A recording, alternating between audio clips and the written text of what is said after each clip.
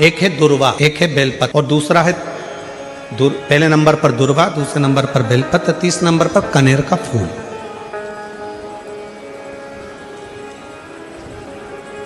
कोई अच्छा कार्य करते करते कई माताएं ऐसी होती हैं जो अपने प्रेम करती हैं परिवार से, ऐसा नहीं कि नहीं करते, स्नेह करते हैं। कई पुरुष भी ऐसे परिवार से बहुत प्रेम होता है, स्नेह होता है, पर अंदर कहीं ना कहीं ऐसा लगता है मेरा बेटा वहां जा रहा है, कुछ गलत ना हो जाए। कभी कभी ऐसा लगता है कि ये काम होने वाला है और इसमें कुछ गलत ना हो जाए। कई बार शादी पक्की हो रही है, रिश्ता पक्का हो रहा है, या कोई घर में अच्छा कार्य हो रहा है और मन में संशय उत्पन्न हो जाता, कहीं गलत ना हो जाए। मतलब उसके अंदर कहीं नेगेटिविटी आती रहती है, ये वो सोचती रहती है, उसके अंदर एक कुछ ना कुछ ऐसा तत्व चलता रहता है जिससे वो बुद्धि में, विवेक में वो चीज उसके आती रहती है। तो शिव महापुराण में गजासुर की कथा कहती है कि गजासुर ने भगवान शंकर से वर मांगा कि मैं जब आपका भजन करूं, तप करूं, साधना करूं, तो मेरे पास में ये अग्नि मेरे चारों तरफ हो जाए, जिससे मैं आपका तप, आपकी साधना अच्छे से कर सकूं, मैं आपका तप, आपकी साधना आराम से कर सकूं। शिव जी ने वर दे दिया, जब तुम तप करने के लिए बैठोगे, साधना करने बैठोगे, भजन करने बैठोगे, तब तुम्हारे चारों तरफ अग्नि प्रकट हो जाए। जिन माताओं को, जिन भाइयों को, जिन बेटियों को, जिन बेटाओं को, जिन मेरी बुजुर्ग माँ बाप को ऐसा लगता है, अंदर से ऐसा महसूस होता है कि कुछ गलत होने वाला है, कल कुछ गलत होने वाला है, मेरे पति के साथ ये गलत होने वाला है, मेरे बेटे के साथ ये गलत होने वाला है, या मेरे साथ कुछ गलत होने वाला है, जिसकी बुद्धि में केवल नेगेटिविटी चलती रहती है, उसको 3 चीजें शंकर भगवान को प्रदोष के दिन अवश्य चढ़ाना चाहिए। क्या क्या चीज? पहले नंबर पर जम के बोलो दुर्वा, दूसरे नंबर पर बेलपत्र और तीसरे नंबर पर कनेर का फूल। और यदि ऐसा महसूस हो रहा है कि मेरे को स्वप्न भी गड़बड़ा रहे हैं, स्वप्न भी गलत आ रहे हैं, तो मेरा निवेदन रहेगा, जो दुर्वा आपने शिव जी को चढ़ाई है, उस दुर्वा को उठाकर लेकर आ जाना है और प्रदोष काल में, प्रदोष के समय पर उस दुर्वा को चबा चबा कर खा लेना है। जिसकी बुद्धि में गलत चीजें आती रहती हैं, गलत विचार आता है, बात अपने हृदय में उतार कर रखिए। जो बेटियां ससुराल में दुखी हैं, बहुत कष्ट में हैं, या आपस में सामंजस्य पति पत्नी का नहीं बन रहा है, या कोई विवादित वाली बात है, तो निवेदन है तलाक पर बात को लेकर मत जाना। एक बार बाबा देवाधिदेव महादेव का एक भाव जरूर प्रकट करना, महाराज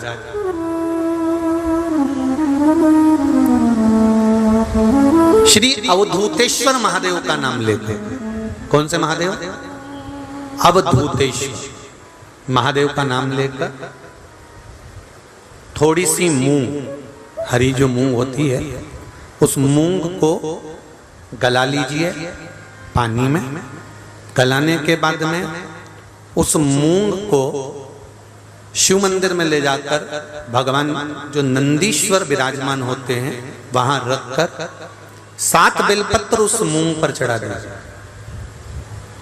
चढ़ाकर बेलपत्र मेरे देवाधिदेव महादेव को अवधूतेश्वर महादेव के नाम से समर्पित कर दीजिए। वो मूंग उठाकर गौशाला में, या आपके रोड पर कोई नंदी दिख जाए, या गौशाला में कोई नंदीश्वर हो, तो उस नंदी को वो मूंग खिला दीजिए थोड़ी सी। 3 या 4 प्रदोष करोगे, तलाक तक बात नहीं पहुंचेगी, आपस में प्रेम बढ़ जाएगा, बेटी को सम्मान मिलना प्रारंभ हो जाएगा और टेंशन समाप्त हो जाएगी, परिवार नहीं टूटेगा।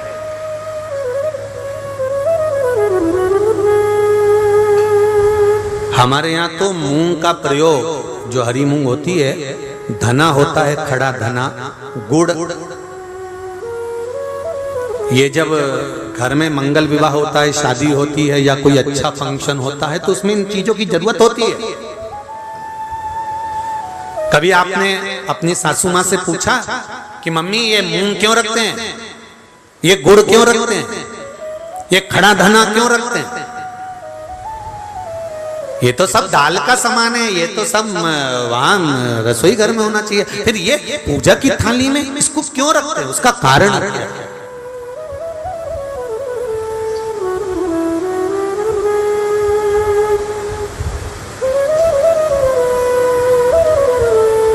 उसका कारण क्या है? कभी अपनी सासू माँ से पूछना तो सासू माँ बताएगी कि जिस समय पर भगवान शिव, भगवान महेश और उमा का संबंध हुआ था,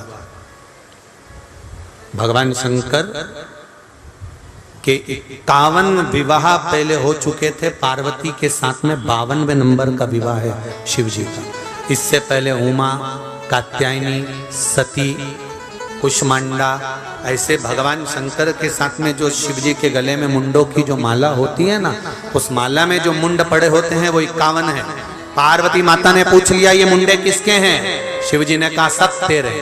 पार्वती ने पूछा वो कैसे? शिव जी कहते हैं तू इतने बार प्राणों को छोड़ चुकी है और जितने बार तू प्राण छोड़ती है उतने मुंडे में गले में धारण कर लेते, तेरी माला बनाकर पहनता।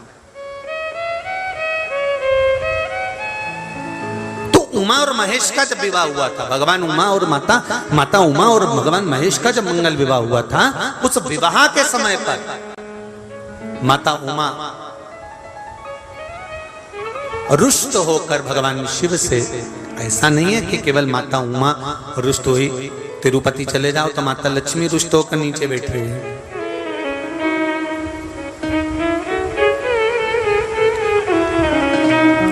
इंद्र जी का दर्शन करो तो इंद्रारी पारिजात के वृक्ष के लिए रुष्ट होकर,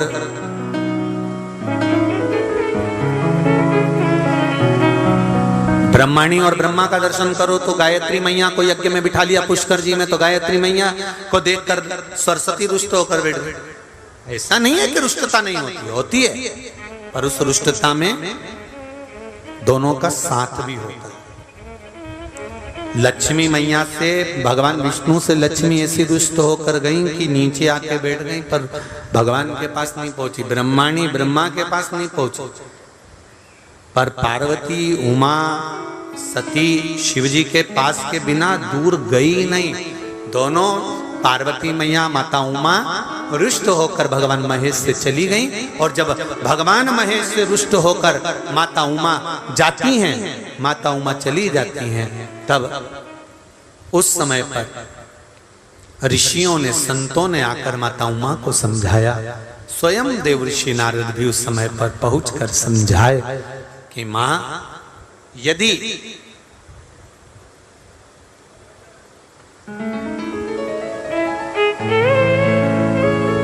जो नंदी दिन भर भगवान की आराधना में लगा रहता है,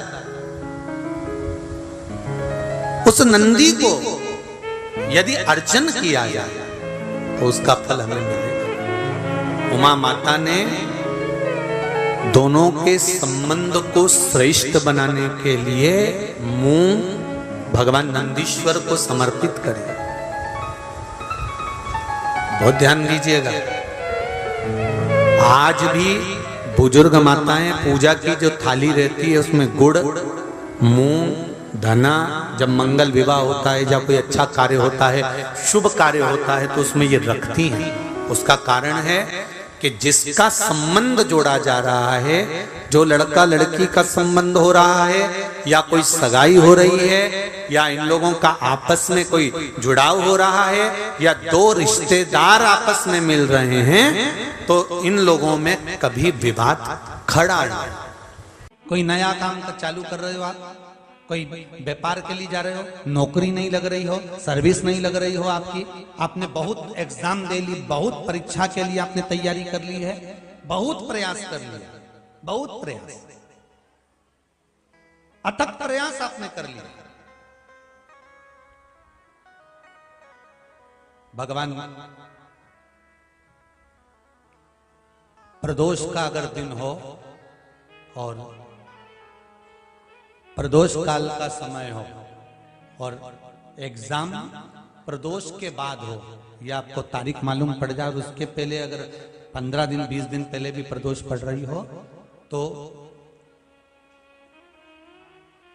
बेलपत्री समभागी बना। समभागी मतलब ये जो चिकना वाला पत्ता होता है ना बेलपत्री का, सीधा वाला भाग, और इस पत्ती का भी सीधा वाला भाग, ये दोनों जो बेलपत्री के चिकने भाग होते हैं महाराज, ये बेलपत्री का जो चिकना भाग है और ये चिकना भाग है, इन दोनों में लाल चंदन लगाकर बेलपत्री के भाग को जोड़ना महाराज।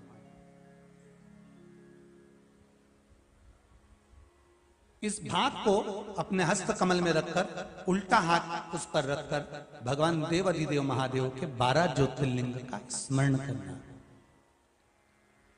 श्री शिवाय नमस्तुभ्यम, या पंचाक्षर मंत्र नमः शिवाय, या षडाक्षर मंत्र ओम नमः शिवाय। पंचाक्षर मंत्र हो, षडाक्षर मंत्र हो, श्री शिवाय नमस्तुभ्यम शिव महापुराण का मूल मंत्र हो, स्मरण कर कर उस मंत्र का अपनी कामना कहकर अशोक सुंदरी वाली जगह पर उसको छुआ कर भगवान शंकर पर उसका स्पर्श कराकर उसको लाकर नंदी का एक चरण ऊंचा भाग जहां चरण का हो, नंदी जब शिव जी के सामने होता है तो उसका एक पांव ऊंचा होता है, नंदी का जो पांव ऊंचा हो उस मंदिर में जो भी, चाहे आगे पांव हो पीछे का पांव, जो पांव उस मंदिर में हो ऊंचा, उस चरण के पास अपनी कामना कर कर रख दीजिए और थोड़ा सा मूंग, हरा मूंग थोड़ा सा, श्री गणेश जी महाराज का नाम लेकर किसी भी गौशाला में या नंदी गण जहां हो, आपके मोहल्ले में कोई नंदी हो जो घूमता हो रोड पर, कोई बैल हो, तो उसको वो मूंग खिला दीजिए और उसके बाद थोड़ा सा मूंग हथेली लेकर थोड़ा सा खिलाकर आप अपने एग्जाम पर या कोई व्यापार चालू कर रहे हो या नौकरी करना चाह रहे हो, सर्विस करना, आप उसके लिए चले जाओ, उसमें सफलता मिलेगी। पर करना किसको पड़ेगा? जो व्यापार करने जा रहा है, जो नौकरी करने जा रहा है, जो सर्विस करने जा रहा है, जो अप्लाई करने जा रहा है, जो अप्लाई के लिए आगे बढ़ने जा रहा है, कोई कंपटीशन एग्जाम में बैठने जा रहा है, करना उसको।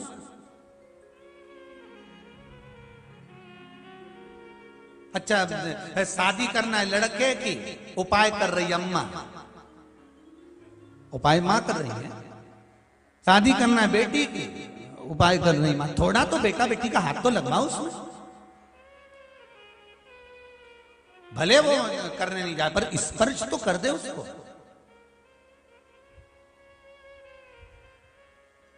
फिर कल वाली बात आ गई महाराज, तुम समोसा खाओगे तो तुम्हारे पेट में जाएगा, वो खाएगा उसके पेट में जाएगा।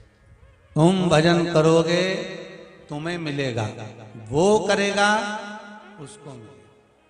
दान तुम करोगे तुम्हारे खाते में जाएगा, वो करेगा उसके खाते में जाएगा। शिव कथा कर रही है, भगवान शंकर का चरित्र कर रहा है, शिव महापुराण की कथा कर रही है, भगवान शंकर का चरित्र कर रहा है। शिव वेद का रूप धारण कर कर आ गए। आए जब कष्ट, बहुत कष्ट का जीवन चल रहा हो, बहुत कष्ट की जिंदगी चल रही हो, जितने भी लोग ऑनलाइन कथा सुन रहे हैं ध्यान लगाना, अगर कष्ट का जीवन चल रहा हो, तकलीफ की जिंदगी चल रही हो, 5-7 सोमवार, या तो 5 सोमवार या 7 सोमवार, हाथ में दुर्वा,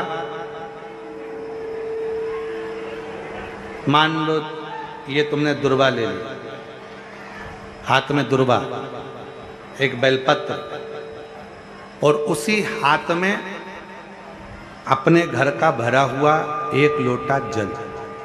पहले रखना है दुर्वा, फिर रखना है बेलपत्र, उसके बाद में हाथ में 1 लोटा जल, और दोनों हाथों का स्पर्श करते हुए जो अपना पूजन का कक्ष होता है घर के अंदर का, उस पूजन कक्ष की साक्षी में खड़े होकर अपने कुल देवता, पितृ देवता और अन्य देवताओं का स्मरण करते हुए, बाबा बहुत दुखी हूँ, बहुत तकलीफ में हूँ, बहुत कष्ट में हूँ, मेरा परिवार आज दुख तकलीफ में है, मेरा परिवार आज कष्ट में है, दुख में है, कष्ट में है।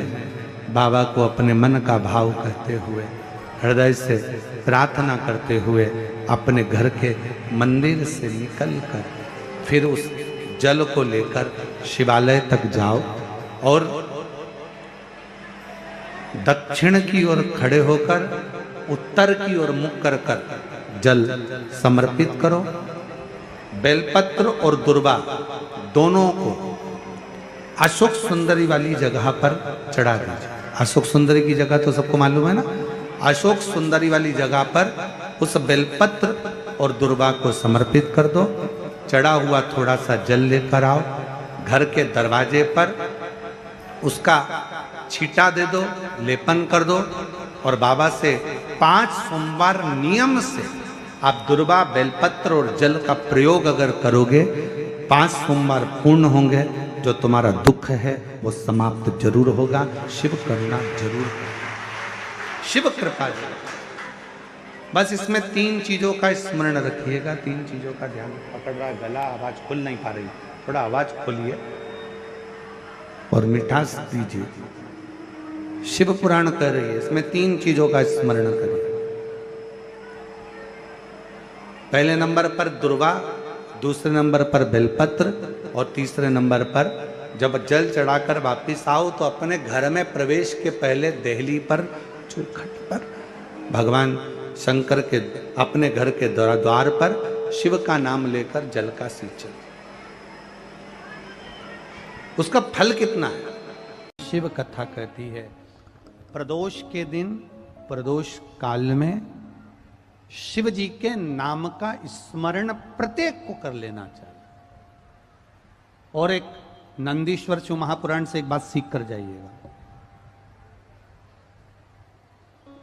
अगर आपको लग रहा है कि दुख समाप्ति नहीं हो रहा है, एक बीमारी से उठे दूसरी बीमारी में लग गए, फिर कोई दुख आ गया, फिर कोई दुख आ गया, फिर कोई तकलीफ आ गई, फिर कोई तकलीफ आ गई, बार बार आपको लग रहा है कि दुख पीछा ही नहीं छोड़ रहा, तो नंदीश्वर शिव महापुराण की कथा आपको कह रही है प्रदोष के दिन, प्रदोष काल में 2 जगह दिए लगाना प्रारंभ कर दो। पहला बेलपत्री के वृक्ष के नीचे,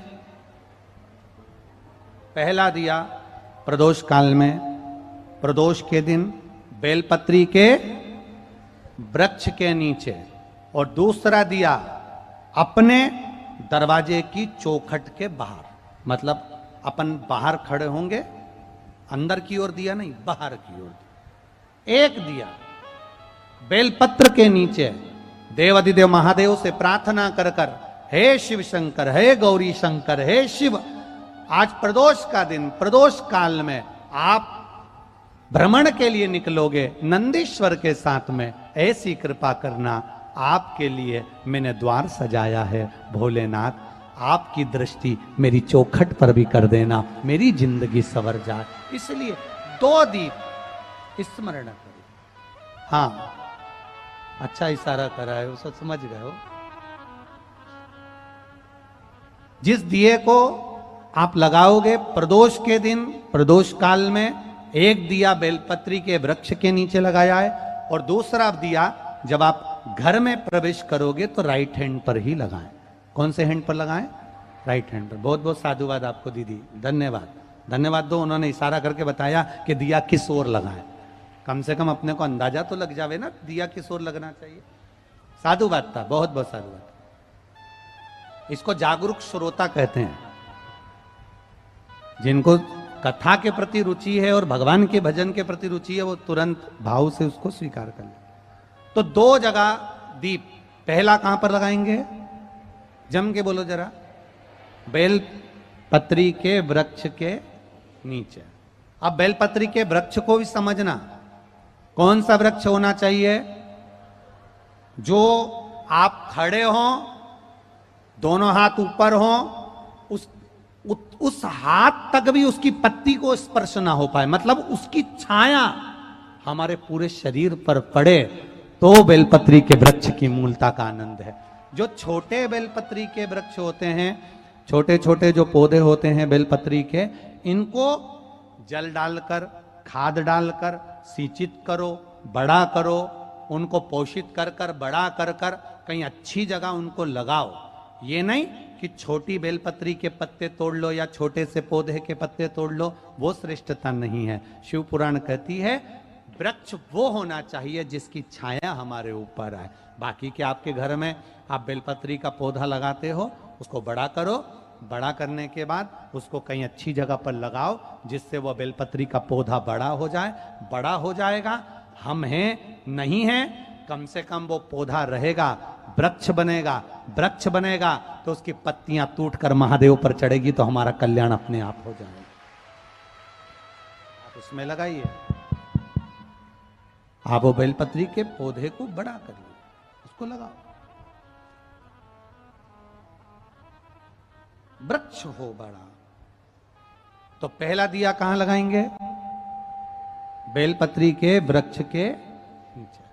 और दूसरा, अपने घर में प्रवेश करते समय राइट हैंड में बाहर की। शिव तत्व को धारण करो। कौन से दिन? जम जम के बोलो जरा। प्रदोष के दिन। कौन से समय? प्रदोष काल, शाम का जो समय हो, शाम का समय, प्रदोष काल का समय भगवान को दीप प्रज्वलित कर दिया। शिव तत्व कह रहा है। नंदी ने शंकर भगवान से कहा, आपने वचन दिया था मेरे को, आपने मुझे वचन दिया था, आपने मुझे वचन दिया था भोलेनाथ कि प्रदोष के दिन, प्रदोष काल में नंदी तू मुझे जहां ले जाकर खड़ा कर देगा, उसके आसपास में जहां मेरी दृष्टि पड़ेगी, वो जो मांगेगा महादेव उसकी झोली खुशियों से भर देगा। कहती है लक्ष्मी जी ने बेलपत्र के वृक्ष के नीचे साधना करना प्रारंभ करा। जैसे ही मां लक्ष्मी ने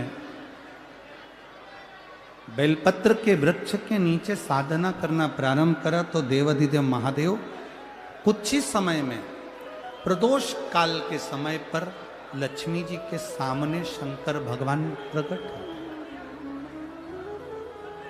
शिव जी ने पूछा, लक्ष्मी तुम्हें क्या चाहिए? लक्ष्मी जी कहती हैं, मेरी ये अश्व की योनि, मुझे अश्वी बनना पड़ा, घोड़ी बनना पड़ा, इस अश्व की योनि से मैं मुक्त हूं। पर प्रभु, इस अश्व की योनि से मुक्त तो हूं, पर मेरे प्रभु ने मुझे घोड़ी बनाया है, अश्व बनाया है। मैं चाहती हूं मेरे नारायण मुझे इसी घोड़ी की योनि में, अश्वी की योनि में प्राप्त करें। इस घोड़ी की योनि में, इस अश्वी की योनि में मेरे स्वामी, मेरे नारायण मुझे प्राप्त। ठीक है, भगवान भोलेनाथ जी ने कहा, आप चिंता ना करें, जिस प्रदोष काल में आप बेलपत्री के वृक्ष के नीचे आती हो,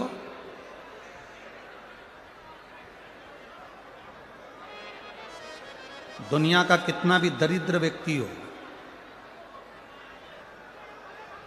चाहे दुनिया का कोई व्यक्ति ऐसा हो जिसका कभी व्यापार चलता ही नहीं हो, उसने 50 बार बदल के देख लिया, फैक्ट्री चली नहीं रही, जिस काम को करने के लिए जाते हैं वो काम टल जाता है, आज की जगह कल, कल की जगह परसों, परसों की जगह नरसों, काम होता ही नहीं। बेटा बेटी का संबंध करने जा रहे हैं पर हो ही नहीं रहा।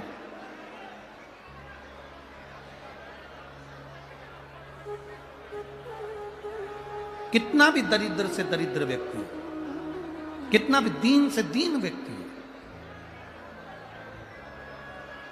एक नियम वो अगर अपनी जिंदगी में बना ले, प्रदोष काल में, प्रदोष के समय पर बेलपत्री के वृक्ष के नीचे एक बार जाकर नमन करना और प्रदोष काल में शंकर भगवान के मंदिर में दिया लगाना, ये दो चीजें अगर वो 3 महीना भी लगातार कर ले तो उसके जीवन में कभी कोई समस्या आ ही नहीं सकती, कोई दुख आ ही नहीं सकता। एक नियम बना, जैसे जिस नारी को, जिस पुरुष को, जिस बच्चे को, जिस बड़े को चर्म रोग हो जाता है, चमड़ी सफेद पड़ने लगती है, जब चमड़ी सफेद पड़ने लगती है, चर्म रोग जैसा जब हो जाता है या चर्म रोग उसको घेरने लगता है, चमड़ी जब सफेद पड़ने लगे या चमड़ी काली पड़ने लगे या चर्म रोग सोराइसिस जैसी बीमारी तक के लिए है हमारे।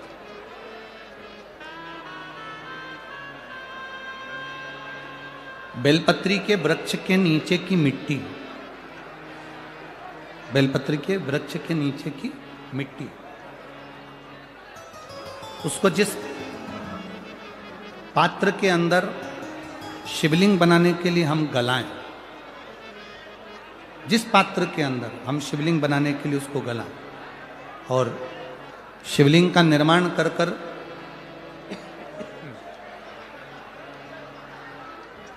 हम बेलपत्री के वृक्ष के नीचे उसका पूजन करें, उसका विसर्जन करें। और बेलपत्री के नीचे की जो मिट्टी है जिस पात्र में गलाई जाती है, उस पात्र के पानी का स्नान, उस मिट्टी का थोड़ा सा भाग अपने शरीर पर लगाकर, जहाँ सफ़ेद चमड़ी हो रही हो या श्वेत चमड़ी हो रही हो वहाँ लगाकर और उसका स्नान करना यदि हम प्रारंभ करें। परंतु प्रदोष जैसे अपन शंकर भगवान के मंदिर जाते हैं, दर्शन करते हैं, पूजन करते हैं, उसी तरह बेलपत्री के वृक्ष के नीचे की मिट्टी को गलाकर हम शिवलिंग का निर्माण करते हैं। स्नान करना या शरीर पे लगाने के साथ में सबसे ज्यादा जरूरी है शंकर भगवान के उस शिवलिंग की पूजन करना, पार्थिव लिंग की पूजन करना। लगभग 2 शिवरात्रि निकलेगी महीने की और बाबा जहां जहां से चमड़ी सफेद हो रही होगी वहां वहां से धीरे धीरे बाबा अपने असली रंग को देना प्रारंभ कर देता है। इतना बेलपत्री के वृक्ष की पार्थिव लिंग निर्माण और पूजन की उस मिट्टी का इतना वर्णन हमारे शास्त्र करते हैं, इतना वर्णन।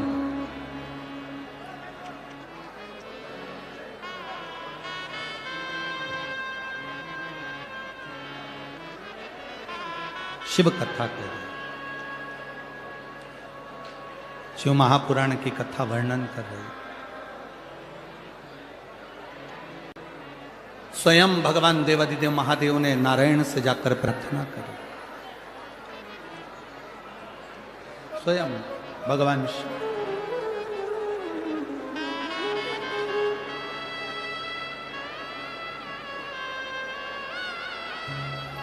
शंभु